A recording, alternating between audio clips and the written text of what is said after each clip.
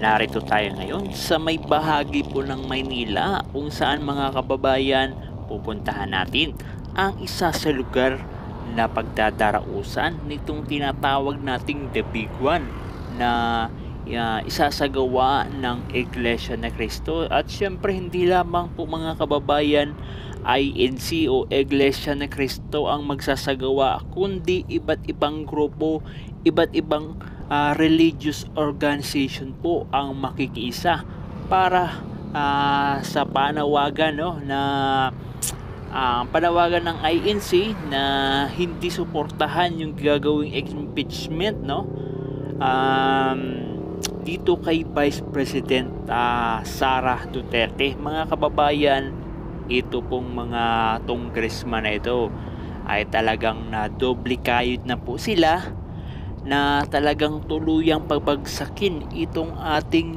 Vice Presidente, dahil nga mga kababayan, meron na pong nakalatag, no? Meron na naman silang ilalatag na ikaapat na impeachment complaint laban sa ating budihing Vice President Inday Sara Duterte. Talagang pinagtutulungan po nila, no, mga kababayan. Pero kahit gaano pa man yan karaming mga impeachment complaint laban sa ating Vice Presidente, kayang-kayang harapin yan po ng ating Vice Presidente. Lalong-lalo na mga kababayan ay talagang mas marami tayong sumusuporta at naniniwala na magtatagumpay ang ating Vice Presidente laban sa mga buwayang nandyan sa Kongreso, mga kababayan. At lalong-lalo na yung mga makakaliwang grupo dyan na sumusuporta doon sa mga grupong naglilikha ng kaguluhan dyan sa kabundukan, no, sa mga probinsya, mga kababayan. Kaya sa darating po na January 13, 2025, mga kababayan, ano pa po ang ginagawa nyo? Ano pa po ang hinihintay nyo? I-alarm nyo na po ang inyong mga cellphone, i-alarm nyo na po ang inyong mga malalaking alarm clock, at markahan nyo na nga po mga kababayan ang January 13. Sama-sama po tayo, no, dito sa may bahagi ng Liwasang Bonifacio, according dun sa sa na-post na posibleng Liwasang Bonifacio, o kaya yung sa may bahagi ng Luneta. Yung Luneta siguro dito sa may part ng Quirino Grandstand, mga kababayan. So sama-sama po tayo dyan at talagang grabe yung mangyayaring kaganapan po, no, sa January 13. At dahil dyan mga kababayan ay pinaghahandaan na nga po ng mga kapulisan itong gagawing napakalaking rally, no, peaceful rally. Pero ang gagawin dyan ng ating kapulisan, full force po yan, no? Pinaghahandaan po nilang mabuti. At yung ibang mga pulis siguro dyan, no, hindi naman lahat, ay parang gusto nila pigilan itong gagawing malawakang rally. Pero hindi po nila yan mapipigilan, mga kababayan, dahil nga po ay puwersa ng taong bayan ang magsasagawa dyan, mga kabayan, no? So hindi lamang po dito sa NCR, no, sa may Liwasan o kaya Luneta magkakaroon po ng rally. Meron po Luzon, Visayas, Mindanao. Sa may bahagi ng Panay Island, no, dito sa may Western o Western Visayas, no, sa may bahagi ng Iloilo City. Meron din sa may part ng Mindanao, meron sa may part ng pinakataas ng Luzon, mga kababayan, lalong-lalo na yung hindi makakarating. So pwede kayong pumunta sa mga lugar na yan. Hanapin nyo lang po yung mga post ng mga INC group at may mga nakapost dyan. Sama-sama po tayo, mga kababayan, at kailangan na po natin wakasan itong hindi magandang nangyayari sa ating bansang Pilipinas. 2025 na po, mga kababayan.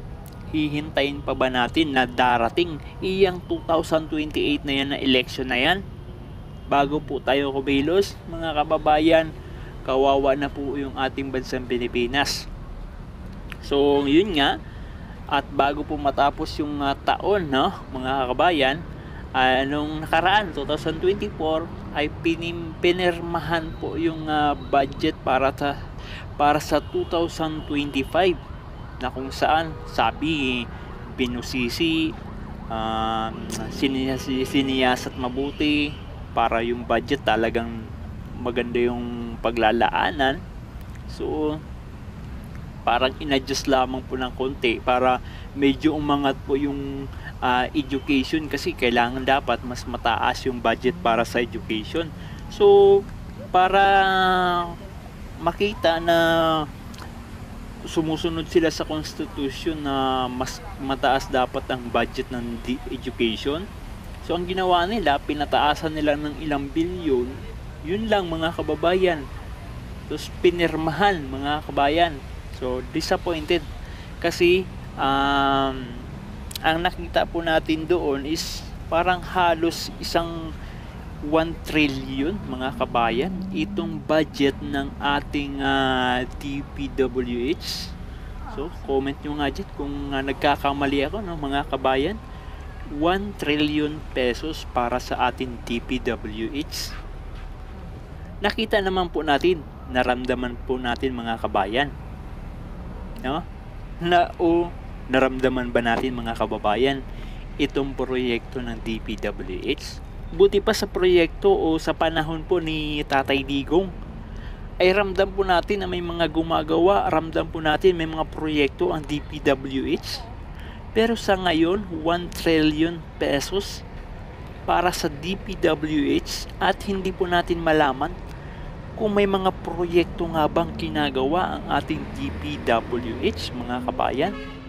Lalong-lalo na ngayon, parang wala nang budget para dito sa dito sa subway natin.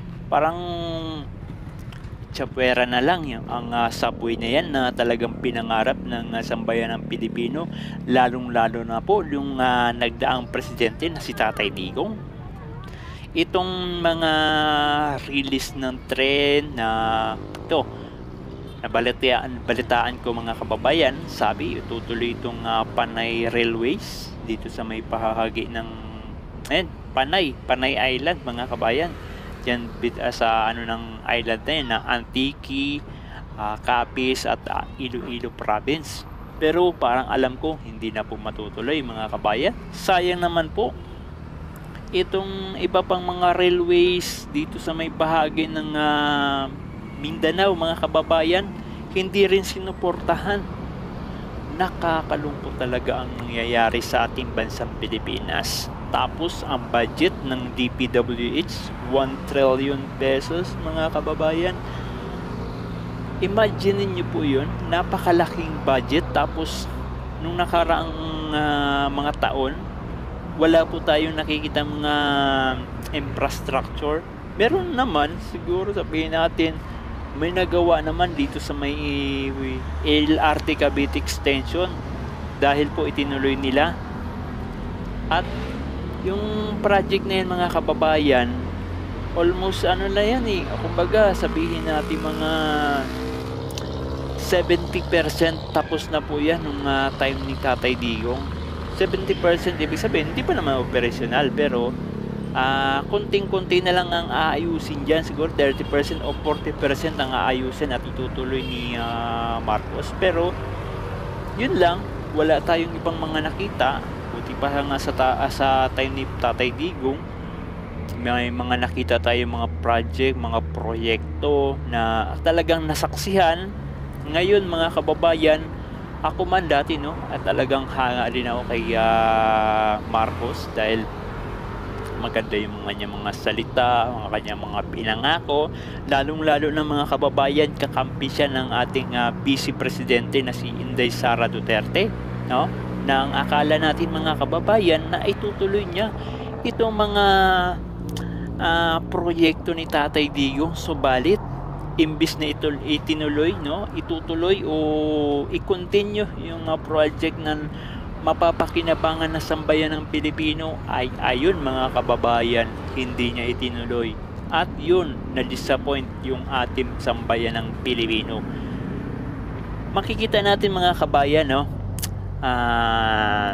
Sabihin ng ating mga basher na marami sila.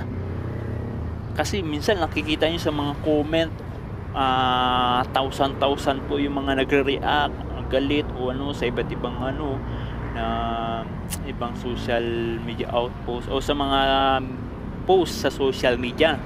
Isa na tong sa Facebook. Marami po silang parang nagbabash kay BP Inday Sara Duterte. My God, mga kababayan, ilang milyon ang Pilipino sa mundo ay dito sa Pilipinas lang, no? Ilang milyon, tapos ang reaction nyo, sabihin natin mga 2,000, 4,000, ganyan. Samantala yung sumusuporta sa ating butihing Vice President Inday Sara Duterte, mga kababayan, milyon. Yung sinasabing 31 million ni Marcos kay BP Sara, tama ba? 33 million. Baka mas humigit pa yan. Yung mga susuporta kay Marcos, babagsak at babagsak yan. Kasi tingnan nyo nga mga kababayan, talo nga siya ni Leni Robredo. Tapos nung kumampi siya kay nakipagsipsip o sumipsip siya kay BP Inday Sara Duterte, nanalo, nakakuha ng 31 million. At according doon sa mga nagsasabi, meron tayong mga kakilala na sinasabi na para daw po manalo itong si Marcos ay parang kinausap o ginawan po ng hocus-pocus itong sa may bahagi po ng COMELEC. So not sure dyan, pero mga kababayan, isa lang ang sigurado dyan, mas nananaig po at naniniwala tayo na kayang-kaya ni Vice Presidente Inday Sara Duterte na mapagtagumpayan ang mga impeachment na hinain sa tulong po ng sambayan ng Pilipino na naniniwala at nagtitiwala sa ating Vice Presidente. Kaya mga kababayan, sa darating po na January 13 ay sama-sama po tayo sa iba't ibang sulok ng ating bansa, Luzon, Visayas at Mindanao, katuwang ng ating mga kaibigan dyan sa Iglesia ni Cristo, ang ating mga kaibigan dyan sa KOJC, ang ating mga kaibigang Muslim religion at ibang pang mga religious organization, ating mga iba't ibang grupo, sama-sama po tayo, mga team maisog, sama-sama po tayo mga kababayan, at wag na po natin para tingin o hayaan na dumating pa sa 2028 dahil nga po tuluyang lulugmok at babagsak ang ating bansang Pilipinas. So ito pa mga kababayan, sabi nila ay 38 pesos po na bigas meron na nga po daw sa mga palengke. Di ba natin kung saan ba part ng palengke merong 38 pesos na bigas, no? So hindi ko alam kung yan po ay ginagawa lamang po nila na para sabihin na unti-unti nang bumababa yung bigas. Pero kayo po mga kababayan, kung kayo po ay talagang lagi po sa namamalengke, no, kayo nagbabudget sa inyong pamilya, tanungin nyo nga po sa mga palengke sa binibilihan nyo ng bigas kung merong 38 pesos o baka naman nagbebenta lamang po sila ng 38 pesos na bigas dyan lamang sa LRT. Ngayon, kung dyan lamang po sa mga LRT station may nagtitinda ng 38 pesos pababa na bigas, sino naman ang taong mamamalingki dyan? No? Pupunta ka sa taas, mamamalingki, tas baba. So para ka makabili ng bigas ay kailangan mo bumili ng beep card o single journey ticket para makapasok doon sa may bilihan ng bigas. So anong gagawin? Magkano yung single journey ticket? Pwede naman siguro 13 pesos, tapos labas ka ulit para kainin ulit yung single journey ticket. So 38 pesos plus magkano yung minimum? 13 or 15, sige sabihin na natin 15 mga kababayan, para payagan kayo makapasok o labas dyan sa may sukan ng ticket dyan sa may LRT o MRT mga kababayan. O 38 plus 15, o magkano na yun? 48 52, tama ba mga kababayan? 52 or 53, yan 53 pesos.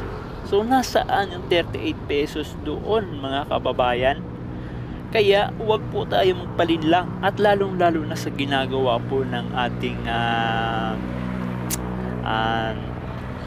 grabe, kakalungkot talaga ang ginagawa po ng ating Kongreso, lalong lalo na sa ating House Speaker mga kababayan. Itong akap na ito, nasabi na hindi daw po magagamit itong akap para dito sa election mga kabayan. Pero yung time po na namumudmud sila ng mga relief goods, yung mga relief goods po ay may mga pangalan, Romualdez Rice, o ano pa mang ano dyan. Tapos yung sa mga stage may magsasalita doon, maraming tao na nandoon, tapos may magsasalita ng mga politiko, ang tatamis po ng kanilang mga salita, pero ang gagawin pala ay mamimigay lamang po ng ayuda. Siyempre iisipin po ng ating mga kababayan, lalong lalo na po ang hindi nanonood sa social media, sa mga media outlet o yung mga balita, kung anong pinagagawa ng mga taong ito mga kababayan, ay mag-iisip sila, wow, napakabait naman ng leader na ito, namimigay ng pagkain. So iisipin ng tao, so kailangan natin suportahan ng tao ito para monthly ay meron po tayong ayuda. So nandoon po mga kababayan yung sinasabi na parang mind conditioning ba pinatawag doon. Huwag natin sabihin ng vote buying kasi baka balikan tayo yan, no? Pag mina-mindset nila, no, pinapamukha nila sa ating mga kababayan na sila ay tumulong at kailangan magkaroon po ng utang na loob. So huwag po natin hayaan mga kababayan itong mga congressman na ito, itong mga politiko na ito na muling tumakbo o makapasok sa ating pamahalaan. Higit sa lahat, itong mga buhaya, mga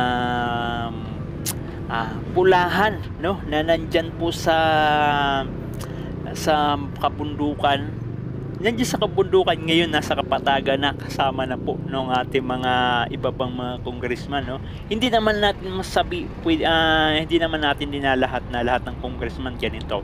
Meron iba diyan talagang sulit, no, ang suporta sa ating sa good governance, lalong-lalo na po sa ating butihing PP Inday Sara Duterte.